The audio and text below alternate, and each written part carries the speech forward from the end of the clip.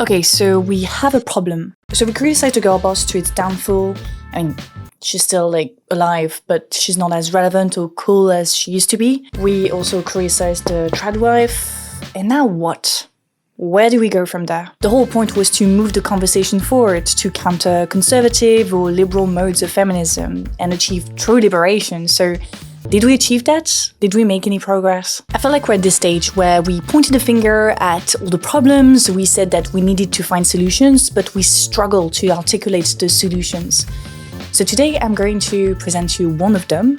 It's called wages for housework. Basically paying domestic work, so paying the tradwives. Actually, I'm not the first person to talk about this. This idea has been circulating in feminist circles for quite some time now, and it has gained more popularity recently with the whole tradwife discourse. It's hard not to notice the amount of work a stay-at-home mother does, and it's quite new to see it publicly. Most of the work that the tradwife does is in the privacy of the home, by herself, when the kids and husband are at school or at work. In the old ads, the housewife is almost presented as a magician, a little fairy that miraculously keeps the house and herself pleasant. Contrary to those ads, tradwife content is a bit more honest about the reality of being a housewife. It's still very romanticized, I totally agree with you, but it has removed some of the magic. By that I mean we actually see the work being done. That's why our criticism of tradwives can be met with skepticism. When you watch Ballerina Farm's vlogs, for example, you can't help but notice the hard work. You might find yourself wondering, how the f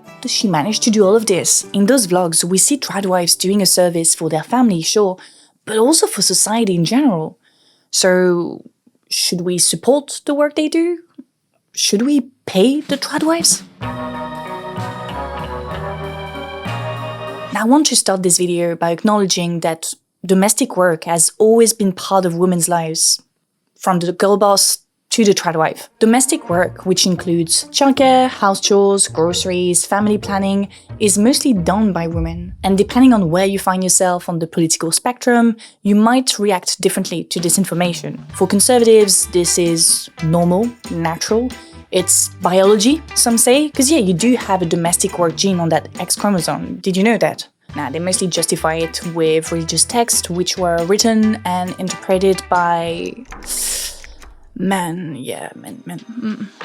On the progressive side of the political spectrum, the inequalities in domestic work are supposed to trigger anger, indignation.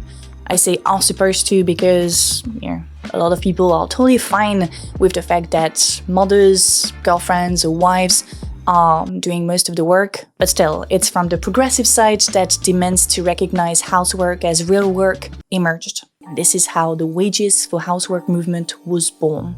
The movement gained traction in places like Europe and North America, with leaders like Silvia Federici, Maria Rosa della Costa, and Selma James. They saw this demand for wages as a way to challenge both capitalism and patriarchy. They argued that housework isn't something that women naturally do. It's an actual job, it's labor that keeps everything going. Among other things, the movement believed that paying domestic work would give women financial independence, which is important, it's crucial to break free from traditional gender roles. As part of their activism, feminists of the wages for housework movement organized strikes. A strike? What? That's what workers do. Well, that's the point. Domestic work is work. On this poster, for example, the collective declares that women of the world are serving notice until they get paid for cleaning the dirty toilet, for the painful childbirth, for the cup of coffee served with a smile. Love the design, love the content, very cute. Now, it would be unfair to say that women's unpaid work has never been recognized by society. In the 18th century, for example, the US popularized the ideal of Republican motherhood. It meant that mothers were recognized for the work they do as mothers, raising the next generation of kids and taking care of the current generation of workers. Girls' schools curriculum started to integrate subjects like mathematics, philosophy, that were previously kept for boys, so that once they become mothers, they can provide a better education for their kids. That sounds quite empowering, emancipatory, but it's important to keep in mind that the Republican motherhood ideal was mostly geared towards middle-class or upper-class women. So what happened to working-class women? Well, we'll stay in the US, 20th century US to be more precise.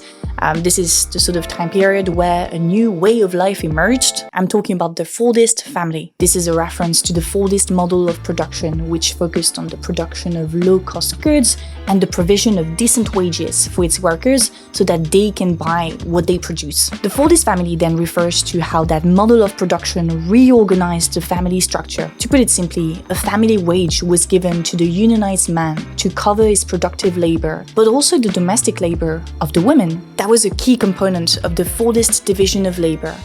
The wage supports the family, not just the worker. As sociologist Melinda Cooper explained, the Fordist family wage brought many unionized working men and their families into an expanded middle class.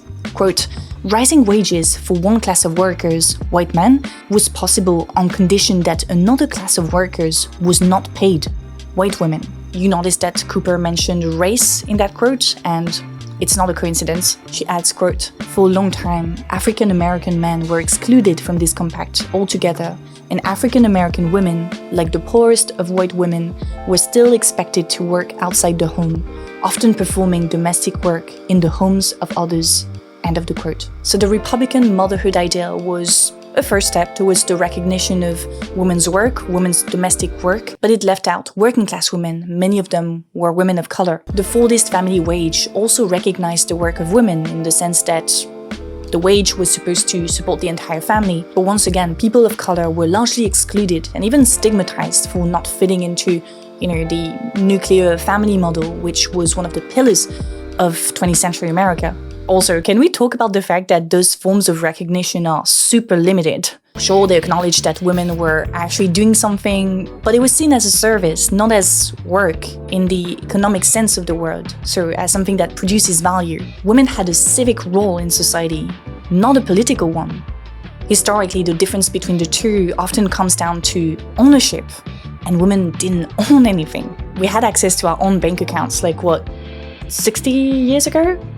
Yeah, 1965 and 1974 in the US. So we're talking about our grandmothers and mothers for some of you. Luckily, the wages for housework movement is different. It says that housework is work, and those who perform it deserve a share of what gives you power and a political role in society: money. In her article titled Wages Against Housework, philosopher Silvia Federici explains that domestic work is understood as something existing outside the economic system, so outside capitalism. She, on the other hand, believes that it is the bedrock of capitalism, because women produce the worker, they give birth to the workers, they take care of them, so they are in charge of socially reproducing the workforce. Therefore, their work cannot be detached from the logic of capitalism or any other productivist model. She writes, housework had to be transformed into a natural attribute rather than be recognized as a social contract, because from the beginning of capital's scheme for women, this work was meant to be unwaged. Capital had to convince us that it is a natural, unavoidable, and even fulfilling activity to make us accept our unwaged work. In its turn, the unwaged condition of housework has been the most powerful weapon in reinforcing the common assumption that housework is not work. End of the quote. Do you see what Federici is doing here? She complexifies the way we understand capitalism. Usually, we understand capitalism as an economic system, markets, exchanges, etc. Federici says, no, it's not just that. You also have to include all the social relations that are part of the system, that make the system exist and thrive. One of those social relations is women's natural domestic work. Okay, fine, so that seems like a pretty convincing case. So what do we do now? How do we pay the tradwives, or any form of housework, really? Well, we give them money. That can take the form of an allowance based on the number of children, the salary of the breadwinner or the entire household, the characteristics of the house. We as smart species will find tools to best calculate how to pay that work and how to make sure that the main beneficiary is the domestic worker. In fact, we can take inspiration from things that already exist, like child benefits, maternity leave. That's social welfare. and a good amount of feminists wish we expanded it to new spheres. One of them is Nancy Fraser. She's an advocate for social welfare measures for the family. She believes in the ideal of a universal caregiver society in which men and women equally share paid and unpaid work. That seems fair. Seems like something that wouldn't cause too much drama. But don't we like a little bit of drama there? You see, Nancy Fraser is more in the social democracy category. Like a lot of us, she doesn't like neoliberalism, and she wants to implement more welfarism in society. But there is a bit of a problem there. You see, people like Nancy Fraser tend to look at neoliberalism only through the lens of social disintegration.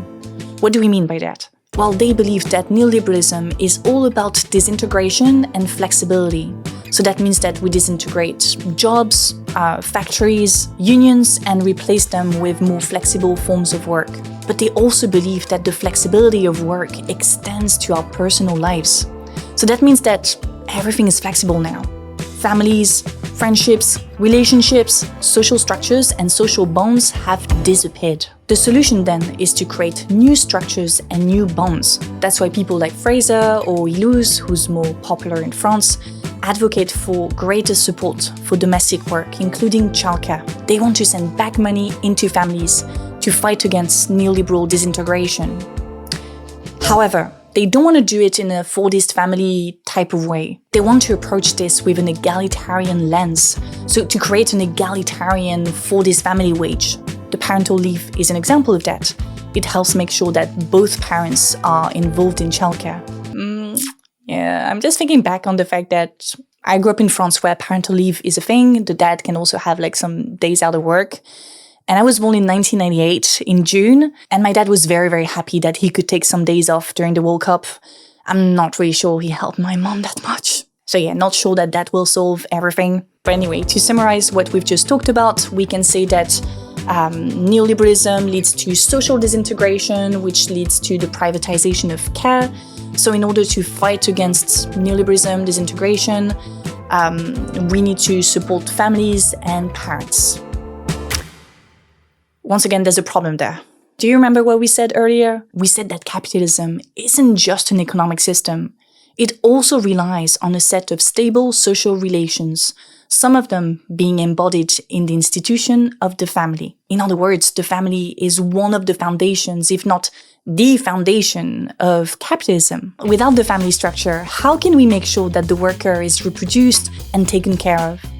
Without the family structure, how can we ensure that capital is passed from one generation to the next, therefore increasing wealth inequalities, which are essential to the functioning of the system? I mean, the family is essential to capitalism. That's why supporting the family with social measures, social welfare, can be a bit counterproductive. It feels like doing exactly what capitalism wants us to do. And you know what?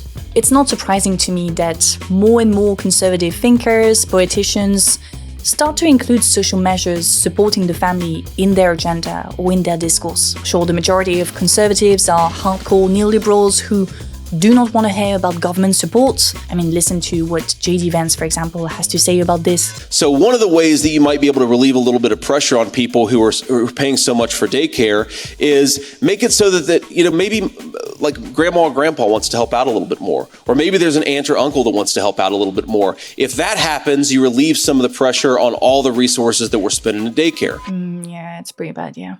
However, I'm telling you, a growing number of conservatives are starting to see the potential of those social measures preserving the family, and by extension, the essence of capitalism, which is accumulation and ownership. It all works together. Luckily for us, a new generation of super powerful feminist thinkers are starting to rethink the whole movement of wages for housework. So the idea of paying domestic work. They emphasize that the problem isn't just the lack of recognition of domestic work, but the entire institution of the family. That's when Federici re-enters the chat. Just to remind you, Federici is one of the founders of the Wages for Housework movement.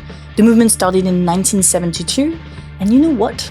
2 years later, Federici published a new paper titled Wages Against Housework, in response to the criticism the movement received. In that paper, she addressed the haters. Let's be honest. I love when academics do that, when they write an entire paper just to respond to criticism. It's usually very bitchy, but in such a nuanced way. Love it. Anyway, she recognized that wages for housework can be a bit limited if we understand it just as a social measure, so as giving money for housework. That's why she rephrased it. It's no longer for housework, but against housework. Because for Federici, the movement Wages for Housework was not just a social measure, it was a political vision. She writes, quote, "It is the demand by which our nature ends and our struggle begins. Because just to want wages for housework means to refuse that work as the expression of our nature, and therefore to refuse precisely the female role that capital has invented for us. In fact, to demand wages for housework does not mean to say that if we are paid, we will continue to do it. It means precisely the opposite. To say that we want money for housework is the first step towards refusing to do it, because the demand for a wage makes our work visible, which is the most indispensable condition to begin to struggle against it." End of the quote. So to sum it up, the wage is more of an idea than a concrete thing.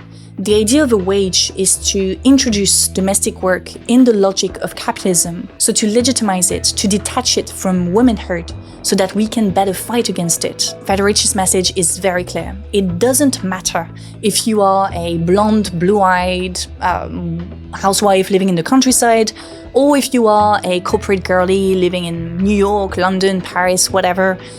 The Wages for Housework movement is going to liberate you. She writes, quote, "Many women, particularly single women, are afraid of the perspective of wages for housework because they are afraid of identifying, even for a second, with the housewife. They know that this is the most powerless position in society, and so they do not want to realize that they are housewives too." What she's saying here is really interesting, and despite the fact that it was written in the 1970s, it's very relevant to what is happening in society today. Like, this is perfectly echoed in the recent drama over the critical piece on Ballerina Farm. Do you remember it? It was written by a female journalist working for The Times. To give you some context, the feature was a portrait of the now really popular tradwife Hannah Neilman, also known as Ballerina Farm. The journalist went to Ballerina Farm to see what was happening over there, and then wrote a quite negative, critical piece on what she saw. She felt like Hannah kind of gave up on her dream career of being a ballerina, and that her husband has a lot of control over what she says and do. In return, the journalist was accused by Neilman of caricaturing her life, making her look like an oppressed woman with no free will. People quickly saw the drama as another cultural war moment, opposing the respectable tradwife to the urban girl boss. Personally, I felt like the article had a very clear bias that kind of contradicted the intellectual honesty a journalist is supposed to aim for. Of course, there is no such thing as objectivity. Everyone has a bias, but I feel like when you are a journalist, you should aim for neutrality. You should do the work of looking at and even empathizing with both sides so that you can then make your own choices based on your own biases. In that case, I don't think the journalist did that.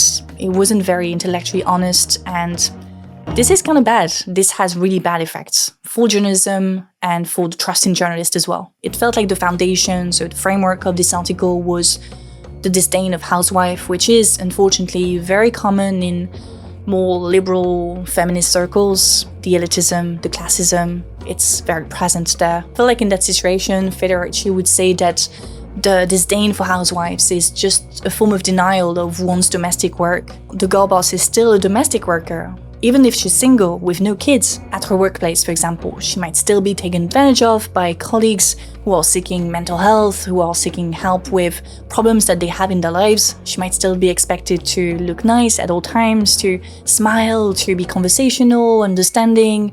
So she still performs some of the housewife chores outside the home. Okay, so now I feel like we have a better understanding of what's at stake in the whole should we pay the tradwives debate.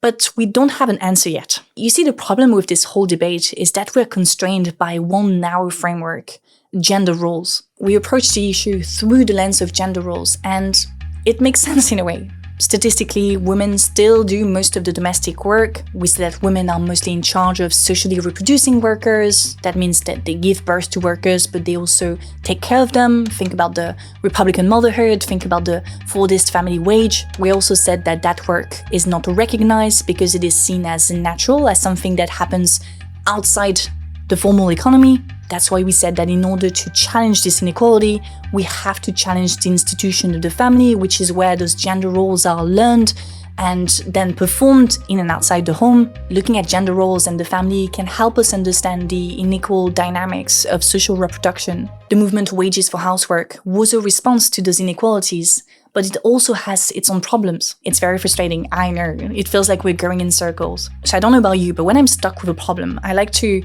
take a step back and look at it more broadly. So sure, we have gender roles, that's a problem, but is that it? Isn't there something else? Well, actually, up-and-coming feminist thinkers are on their way to change the way we understand social reproduction.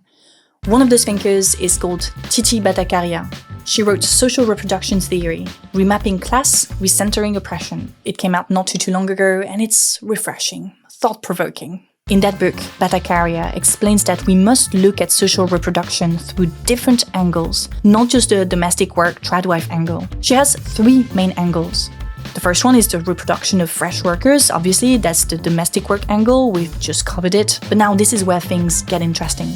She adds a second angle, which is the regeneration of the worker. This includes things that we wouldn't necessarily think about, like food, a bed to sleep in, but also care, physical and mental care. The third and final angle is the regeneration of non-workers.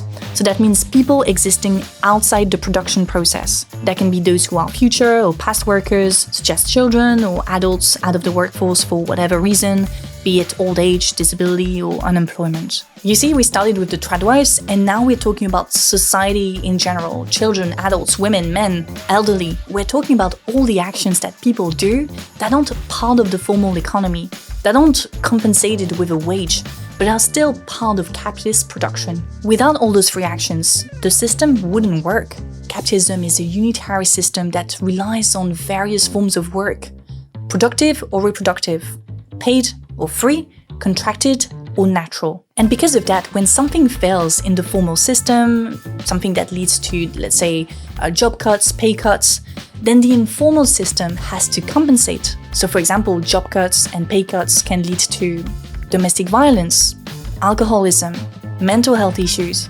So to come back to the title of this video, should we pay the tradwives? While it's true that women, and tradwives in particular, do a lot of the social reproduction work that is necessary for our system to function, adopting a gendered lens makes sense here because of how unequal the situation is. However, I want to argue that limiting ourselves to a gendered lens can be counterproductive in the long run. You see, social reproduction regroups a lot of activities that can be performed by people of all genders. It happens that women do most of the job at the moment, but if men start to do their share, if that trend changes, that doesn't necessarily mean that the problem will be solved, unless we honestly recognize the extent of social reproduction, which means looking at the 3 angles, the reproduction of workers, sure, but also the regeneration of workers and the regeneration of non-workers. If we don't do that, then we cannot transform society for the better. So sure, we should demand that domestic work be supported and shared beyond the boundaries of the family, but we should also demand that mental health be taken seriously, that people have equal access to affordable or even free healthcare, a safe home, drinkable water, electricity or internet. If our goal is to shed light, to recognize and to support the work of social reproduction, then we need to apprehend it fully. So that's it for today. Thank you so much for watching. Again, we did a bit of a deep dive in feminist theory today. I hope you enjoyed it. I hope it helps you better understand the whole tradwife discourse and blah blah. As always, the conversation continues in the comment section. Don't forget to like, to subscribe if it's not already done. A big thank you to my patrons for their support, and a special thanks to top tier patrons Wolf Gratz, Sebastian, Gazi Chic, Neil Verma, Patrick Button, Devish Mohan Meena, Jeff Lee, Yilong Huang, Tayab Matin, Nick, Brandon, Jens, Ojwal, Pablo, Patrick, Boris, Ria, Ivan, Donaj, Alex, Corrigi, Tristan, Trisha, Christopher, Ian, Manuel, Christopher France, and Perry. And thank you to the other ones who prefer to stay anonymous. Finally, let me talk to you about today's sponsor, Squarespace. Squarespace is an all-in-one platform to grow your presence online. They give you a bunch of tools to create your ideal websites. So this is mine so far, Alice Cappell. I use it as a platform to kind of show all the work that I do on YouTube, my contributions, but also my book. I also added all my social media accounts. You also have analytical tools. You can run effective email campaigns. On their website, you can also get advice from professionals on how to build your website, etc. So many things you can do. So if you're interested in it, if you want to try it out, then go to squarespace.com to get a free trial. And once you're ready to go public, then you can go to squarespace.com/alice.cappelleyt to get 10% off your first purchase of a website or domain. Thank you, Squarespace, for sponsoring the video. And yeah, that's it. I'll see you very soon. Salut!